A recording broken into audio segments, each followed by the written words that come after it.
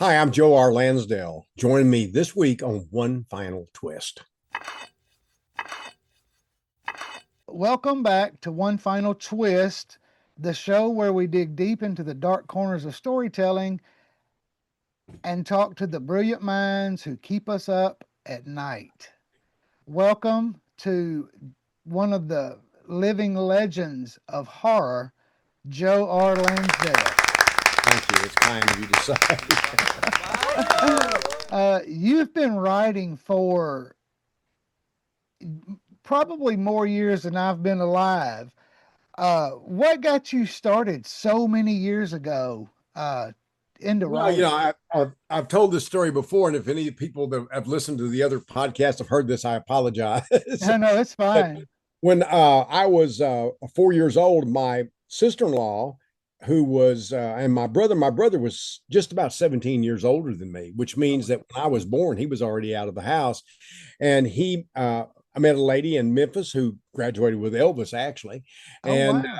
she wanted to impress the family. So she brought me a big stack of comic books. And she read them to me, and I kept wanting her to reread them. And then she kept pushing me to learn to read. So she didn't have to do it. And my mom did too. So at 4 years old, I was already beginning to read pretty well, actually. Wow. And I wanted to write and draw comics. And I wasn't a great artist, but I was fairly good storyteller for a child. And I had one class when I was in the first and second grade. I had the same teacher, Miss Craycraft, and she would put me in a chair up in front of the class when she wanted to grade papers, and I would tell stories, and people were listening. So it was already there. And when as I said, I wanted to write. I didn't understand what it meant as a career until I got a little older. I've always said that Classics Illustrated Comics got me interested in reading all the books and short stories that they were based on.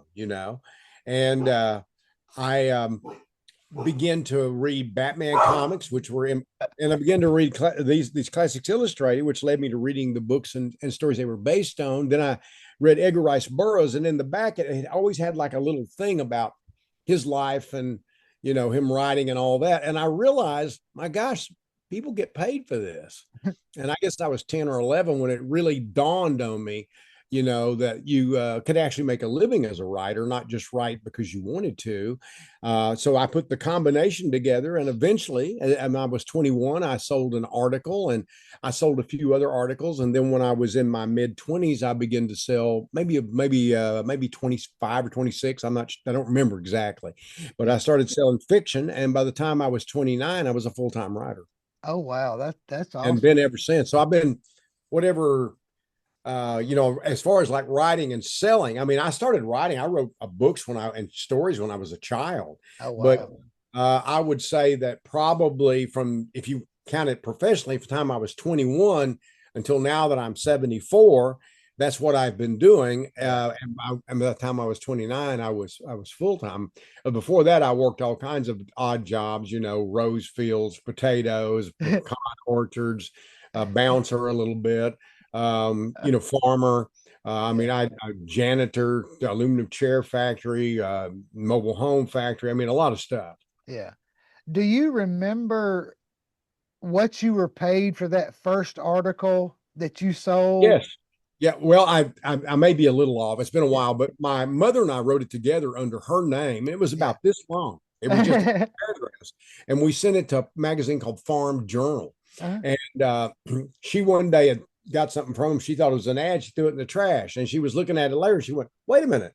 And we sold this article, and I think we got $25, I Oh, believe. wow. And then it won a prize as the most popular letter article, as they called it. And I think that was another 15 or something. So we split whatever that was between us. And then I went on, I got excited. I said, wow, that was the first thing I ever wrote that I sent out. And so I started writing nonfiction. I sold every one of them without any rejects. And I thought, oh, Wow. this is easy. And then I started writing fiction, and it wasn't so easy. um, you mentioned Edgar Rice Burroughs. Were there any other Oh, yeah. writers that influenced Yeah, he you? hit me at just the right time to make me really not want to do it, had to do it. But yeah, Mark Twain and Jack London and Rudyard Kipling, a lot of those writers that were Robert Louis Stevenson that were popular in that era first inspired me. They were, classic writers, adventure writers. And then I read a ton of science fiction. I used to read all the Ace Doubles, and I loved all of that. And when I got a little older, I started reading a lot more horror short stories by Matheson and Richard Matheson, Robert Bloch, Bradbury, Charles Beaumont. But I didn't really notice who was writing what then. I mean, later I realized, oh, I read that. Yeah. But when I got into college and we started studying literature, I got impressed with Hemingway and Fitzgerald and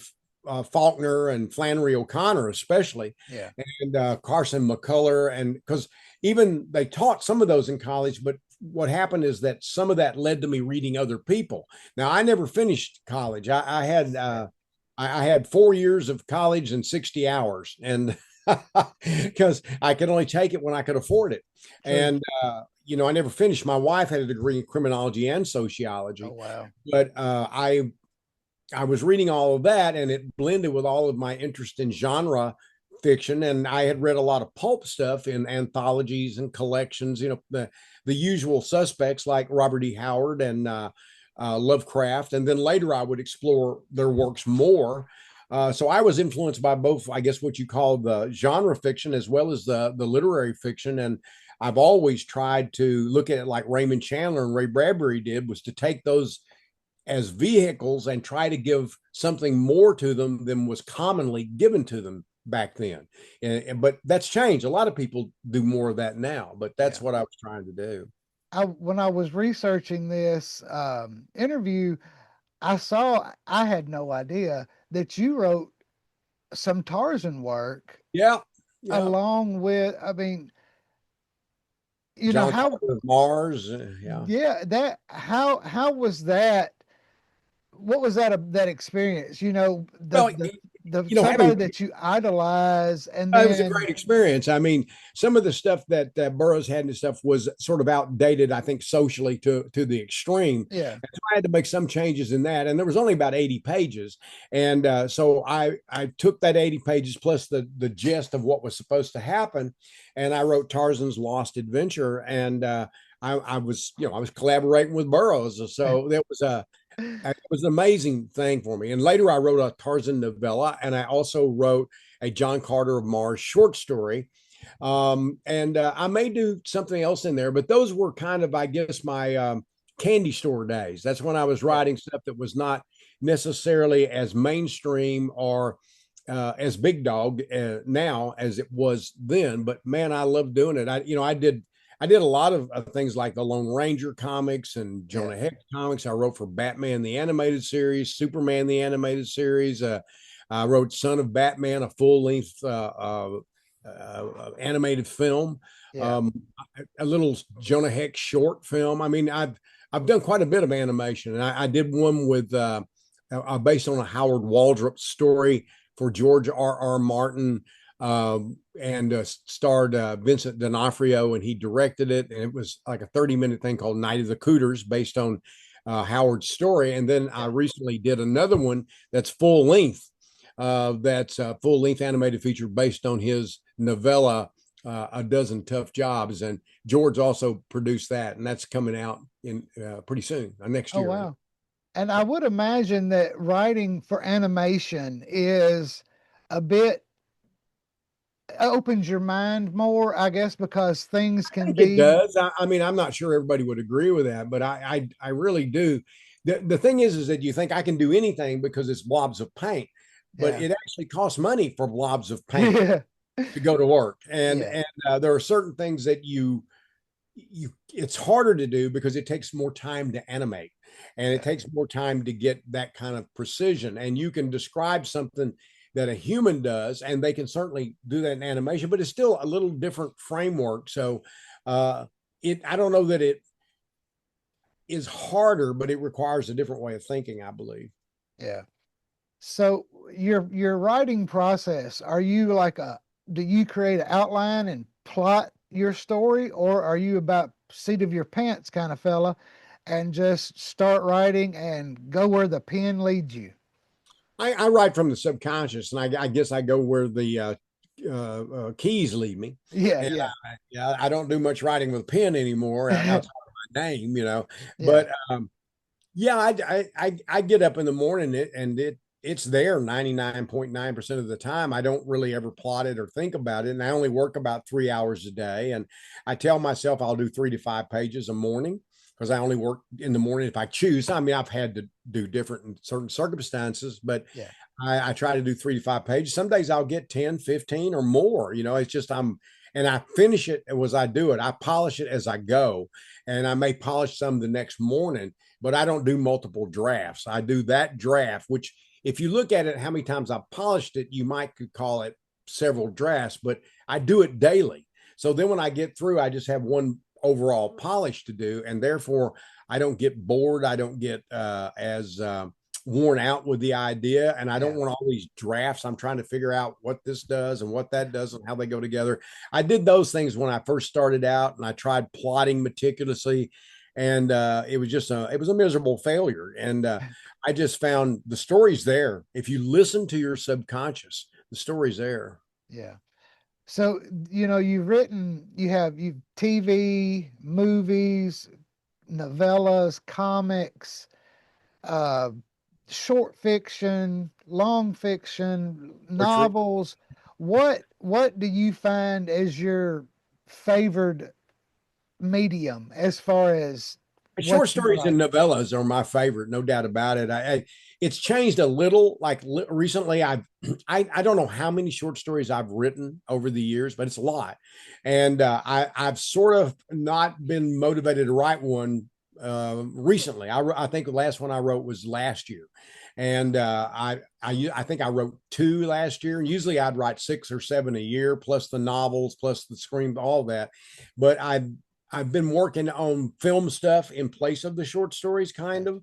And I've continued to work on the novels. I've done a little bit of comic work. I wrote some poetry. I've done a lot of different things, but that doesn't mean I won't circle back to short stories. But if I had to pick the one thing I like the most doing, that's it. Yeah. So if you had to pick Tarzan versus Superman, which one would you Well, I choose? like Tarzan, but I love Superman too. But I would have to choose Tarzan. Yeah. I got you.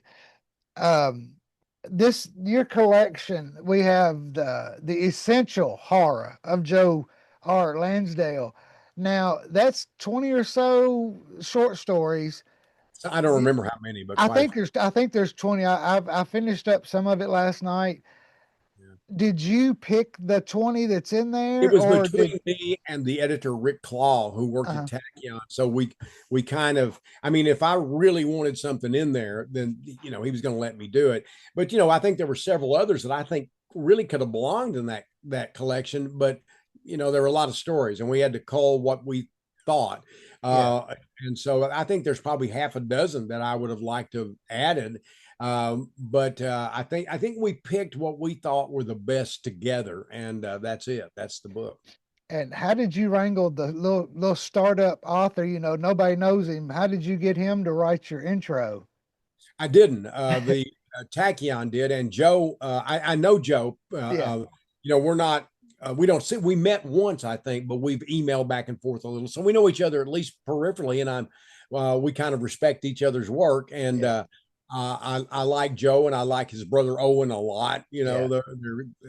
I always say they're good kids, but they're not kids. No, They're like my kids. They're not really kids either. They're all about. yeah, I think my two kids are about the same age as them. A little difference, a year yeah, or two, a different way. But they asked Joe to do it, and to my pleasure, he chose to do it. It's quite an honor. I like his work, and to have somebody that likes your work that you know and respect, that means a lot. yeah. So, and one of the things that I liked about this collection is you annotate a little bit before each of Yeah, them. You give a little intro about where this came from and your inspirations. That's really fun for the reader I to like see that. what you thought about your own work, or not Yeah, not what you thought, but your process How to it, yeah, bringing. how it happened. Yeah, I like that. I mean, I don't think they do that as much as they used to, and I No. dislike the fact that they've abandoned that idea as much. And I dislike the fact that not in this case, but in anthology, say for example, when he had different writers, there used to be a little thing at the front, not just so and so's written. It was somebody would talk about that story, and they would talk about that author and how they, why they had chosen that story or something of that nature. And I miss those kind of things, and I miss the little introductions or afterwards to stories, because I think they're either like somebody greets you at the door and says, "Hey, come on in, I got all these stories you might want to read," and it just kind of sets the table. Or if it's an afterwards, it's sort of like, "Hey, here's your coat, here's your hat, don't rush," but we're Yeah. moving on to another Yeah. event. I got you. So, it, some of my friends, I used to own a video store years ago, and you probably know where this story is. This question is headed. But you created one of the most cultish figures in the late 90s, early 2000s with Bubba Hotep. Yeah. Um, I I could not keep that movie in on my shelves. I had no idea what it was, and one of my little clerks, he's like, "You getting that movie?" And I was like, "I don't know. It didn't do a whole lot at the box office." And so I looked, and he's like, "You got to get at least one copy." And so I ended up getting a few copies of it, and I could not keep that thing in. Yeah. The people fell in love. It has one of the biggest cult followings, I believe, It's in kind of moved modern. out of cult and into more mainstream, because now you can Yes, see it on MGM and all these different channels, yes, and so it's kind of making up for its box office now. yeah, Bruce said that that film it wasn't so much released as it escaped. yeah. It did. It did And because I think like Vidmark released it back in the day. Was it Vidmark? Do you remember who had the video I think rights it to was it? MGM. Was it MGM? Okay. Don't quote me Yeah, on I mean that was it. years ago. Yeah, and But I I I loved it. I didn't think Don could do it. I actually tried to talk him out of option it the first time, because I just said I don't see how you can do that film, and I was wrong. yeah, And it's very very close to the story. So I'm yeah, I mean it very really well, pleased you with got it. you got the I love JFK Don. and I love Don. I love Bruce. I thought Ossie was amazing. yes, Um, Meeting him was a big thing for me, because I had so much respect for him as a person, as a political activist, as well as a director, a producer. I mean, yeah, you name it. He did all of it, and did some of it twice. yeah, it's true. And then we go, some of my favorite is Hap and Leonard. You Yeah. know, you've been writing them since when, the early 90s? Yeah, I think the first one came, well, 89. I wrote the book. I think it came out Yeah. in 1990. Somewhere, And maybe you there, and somewhere in you there. managed to keep them current as far as, socially and politically and whatever's going on in today's world. Because Yep. I've just finished a few months ago Hatchet Girls, Right. and you've got a methed up hog. And I literally, I was laying in bed reading it, and my wife was over there and she was reading her book, and I just rolled. And she was like, "What is so funny?" And then I read her that scene, and she's like, "You're crazy." And then she actually read the book of a little bit later, and she laughed through the whole thing. And but those two are able to just connect with your readers, and they are just two great characters. Well, there's the next one comes out next year called Petrified Dreams, and that's the last one. Oh no. Yeah, and I've also written a series of novellas and short stories over the years Yeah. about them too. And I think I have another novella that will come out. But Petrified Dreams, by all plan, is to be the last novel. Oh wow. But I also put in the back a proviso: I never say never. Never say never. That's right. Yeah, They get this going. yeah. Well, what happens is the story starts coming. Yeah. It's not about money. It's about um, is the story there? And are they talking to me? And I just feel like that I may have reached the zenith, or maybe I can actually touch the horizon with them now. Yeah. And I just think it may be time to, let them go because I've written a lot of other stuff and Yeah. they didn't age as fast as I did because when I didn't write about them, I didn't age them. And Yeah. sometimes I would go 8 years, 4 years between books. Yeah. So, and they're at two publishers. They're at Vintage Black Lizard and they're at Mulholland out of Little Brown. And so Yeah. those two different publishers have the books, and they're all in print.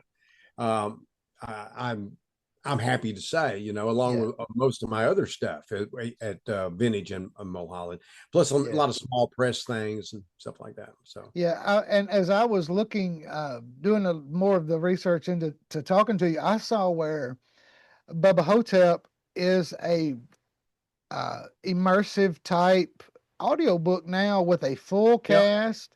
that's right. I haven't had a chance to listen to it. I definitely will be. I haven't either. I listened to just enough of it to kind of know what they were doing, but I don't do audiobooks much. I usually listen to make sure if they ask my advice on the reader, don't always do that, but Yeah, if they do, then I'll listen to say, okay, that person would be good or not. And so I haven't listened to it, but I from what I understand, it's quite good. yeah, I'll definitely be checking that one out. Uh, isn't that going back into the essential horror anthology? The You have nuns, you have a uh razor wielding or god. Where do you come up with some of the things I mean, your mind has to be going in 1,000,000 miles an hour. That part's true.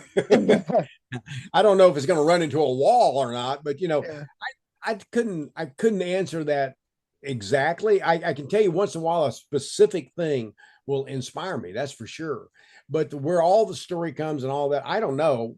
Other than I do know it's my subconscious, but I yeah, don't know how my subconscious arranged those things and found those things. I get a lot of like dream ideas that I get up and I have that dream and I just go write them down. Sometimes I have to alter them to make them fit better, or new ideas will pour in as I work.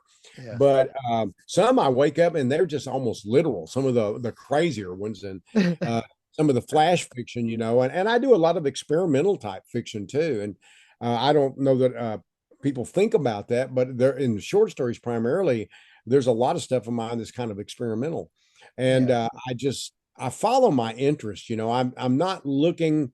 I want to make a living at this, and I have for years and years and years. But that's not my driving force. I've never tried to say I've got to be a bestseller. I just made sure that whatever I did as well as I could. I've made, fortunately, a lot of money. I've made a lot of film things, comics, you name it, all the other yeah, stuff.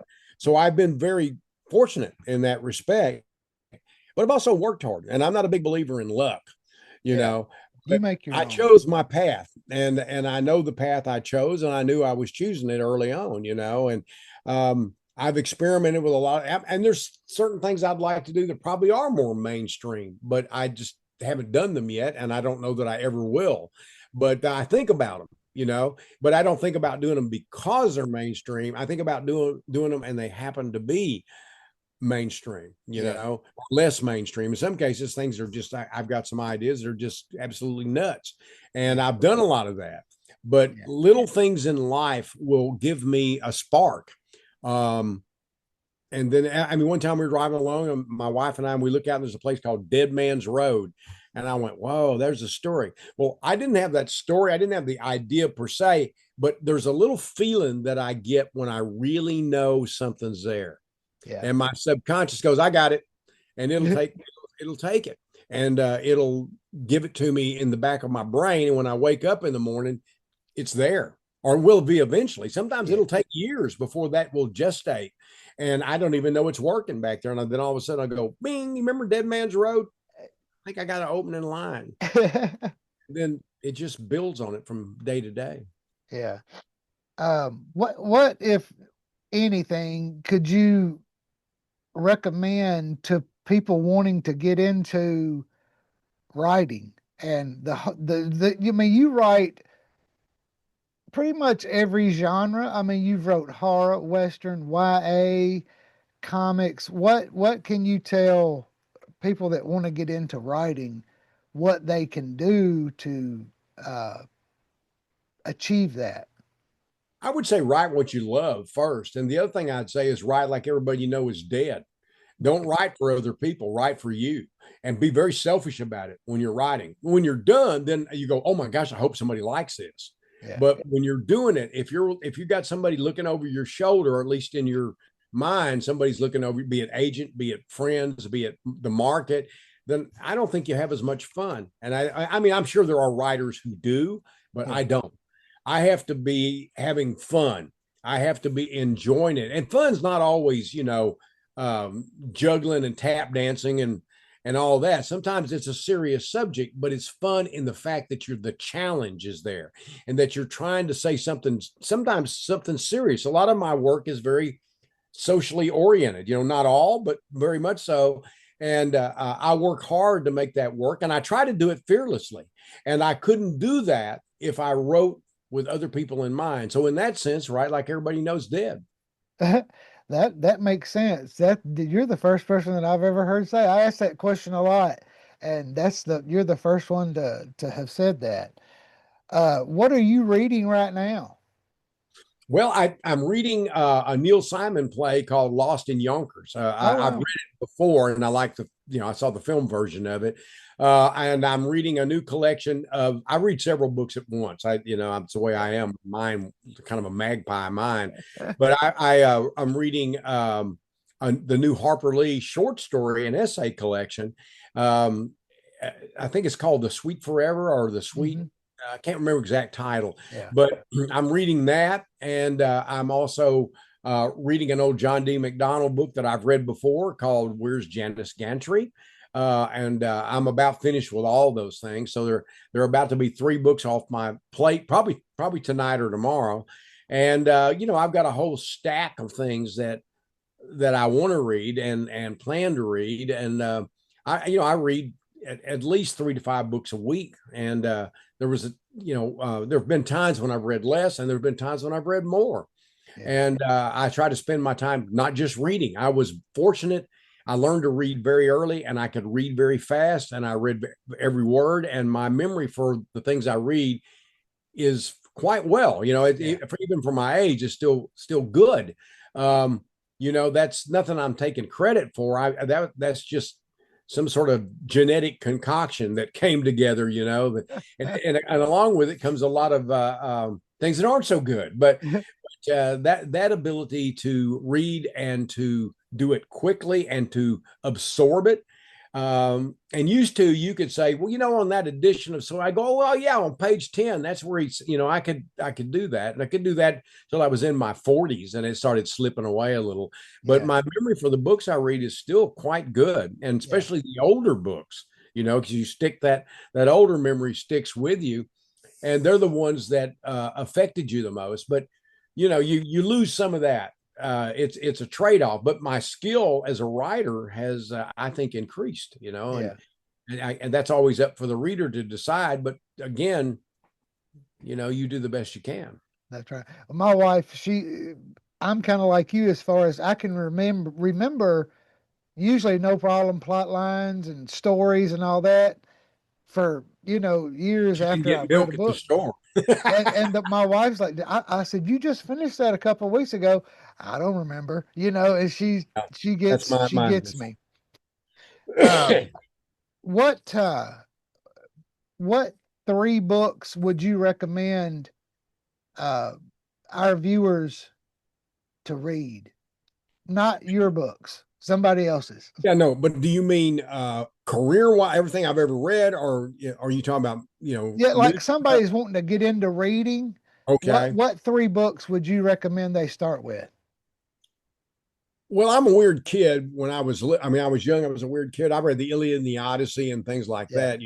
But I would recommend Huckleberry Finn, and I would recommend To Kill a Mockingbird for those are 2. I would recommend the stories of Flannery O'Connor, Yeah.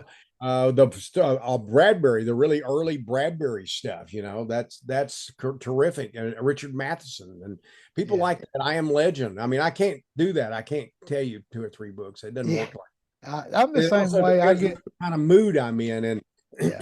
and who I'm talking to. You know, not everybody comes from the same place. It's another reason that I write for me. Because if you take a crowd and you're all these people go, well, I'm going to write for all of them. I don't know what all of them want. I Yes. think there are some writers who have a better understanding of the general populace and what they want than I do, or than I'm willing to have.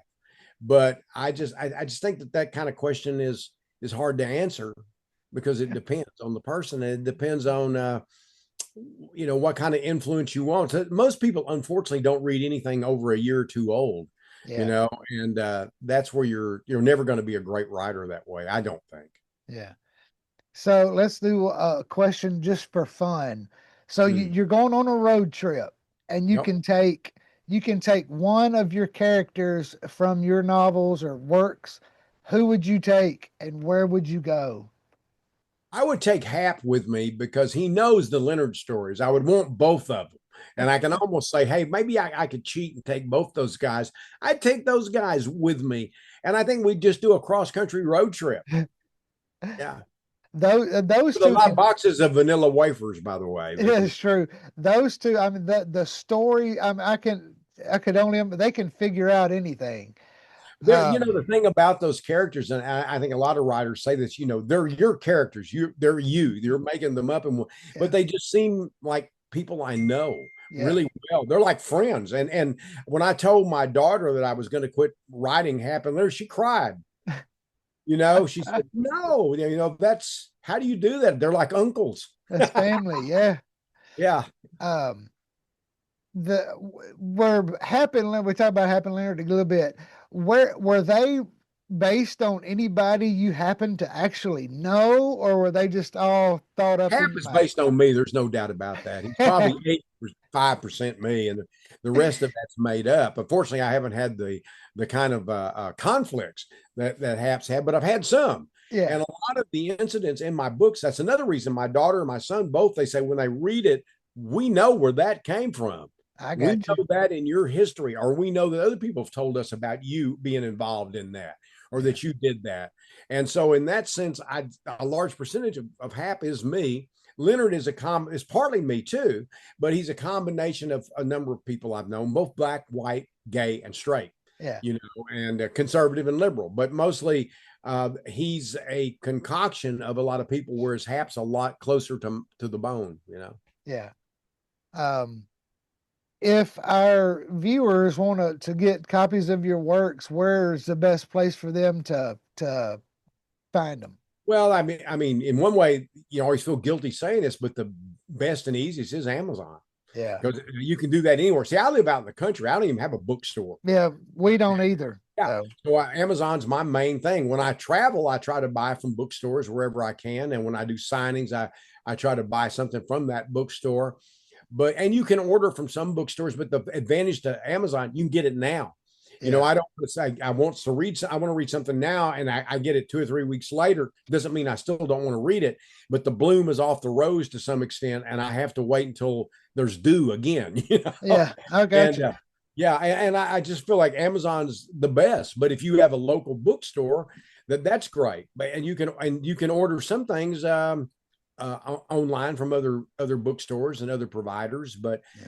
Amazon, Barnes and Noble, not even as much. They used to carry all my books. You go to a bookstore now, you almost have to go in and say, "I want Lansdale books," and they'll Yeah. order them for you. Is there any place that keeps stocked signed books by you? Hmm. There are places, but I don't know that there are places that have them. I don't know about I keep them, but Yeah. I sign a lot of things myself. You can also buy books from me. Oh, really? I'm yeah, certain ones, and I'll sign them and mail them out to you. But it depends. My time is so limited that I can't always guarantee I'll get to it right away, but I try to. Yeah. And Okay. my daughter had a big book selling business for a long time with my stuff, and she handled all of that. But I think, she's also, she's got her first novels coming out and her first short story collection. Oh, okay. And she's, she's a professional singer and songwriter. And so she works for Tachyon Books as well. So she's a busy girl. So She I is. think that part of the business, I think that's sort of subsided. My son will also sell you things too. Keith Oh, Landsdale. okay. So you mentioned you have a new Happen Leonard book coming next year. I do. What It's else is down the great. pipeline for you in the coming months and years? Okay. Well, I've got a short story coming out, and I never can say the man's name right. Chuck Palahniuk, or Yeah. he has a Christmas horror anthology. I think comes out this next month. And I've got a short story in that called "A Life Not Lived," and I've got a comic book that I wrote for EC, a short one I wrote for EC Comics, the new one that Oni Comics is doing. I have a full length animated film that should be completed next year. I have to do a few revisions here and there, and then the directors, who are great guys, are taking it over and doing that. And the people who did Blue Eyed Samurai, I can't think of the company's name right now, Yeah. are going to be doing the animation, which is really exciting. And I've got a few other projects that are coming in film that I can't really discuss. I got you. Plus I have plans for a huge novel. I just wish I knew what it was about. I know vaguely what it's about, but very vaguely. But that probably will be probably start in February. I'm finishing up that Happened Leonard novella I told you about, Yeah. and that may be the last of them in completely. And then I'm one probably doing a little work in the Burroughs universe, the little minor thing, and writing a few introductions and things like that. So I'm busy still. I got you. So is the one that you're working on that you plan to start in the new year, is it horror based or is it Yes. okay? Gotcha. Yeah, the weird thing is that I'm known as a horror writer, but I wrote very few horror novels. I wrote lots of horror short stories. Yes. That's what gave me that rep. If you really say, what have you written more novels of? It's crime and suspense, Yeah. and some historicals like The Thicket, which they made a film out of with Peter Dinklage and Juliette Lewis, and Mm-hmm. of course a lot of my stuff's been filmed. And Love, Death, and Robots did things, but I've done a lot of novels that aren't horror, and I've often, like I said, been mystery, suspense, historicals, adventure, you name it. Yeah. Well, I do want to thank you for You're welcome. taking time out of your day to join me. Anything you got to add? No, other than I thank all of my readers who've read, but a guy like me who writes what they want, I'm grateful that I have readers and that they've been dedicated and read for years and continue to support me. So that's the last thing I really have to say. All right. Well, thank you very much for joining me. I look forward to reading the new Happen Leonard stuff and Good. the horror stuff. You have a There'll be a good lot of day. different things coming, I hope. Yeah, good. I can't wait. Maybe we can talk again next year after some of your new stuff come out. We can. All right. Thank you, sir. Bye. Bye-bye.